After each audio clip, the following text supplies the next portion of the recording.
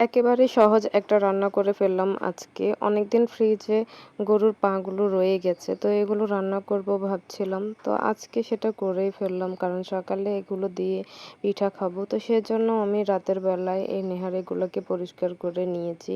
অনেক বড়, বড় পায়ের নোলাগুলো। তো এইগুলোকে অনেকক্ষণ যাবত ধরে এগুলোকে পরিষ্কার করেছি। একেবারে পরিষ্কার পানি বের হওয়া পর্যন্ত এগুলো আমি ধুয়ে নিয়েছি। এখন একটা বড় পাতিলে আমি এগুলো সবগুলো দিয়ে দিয়েছি।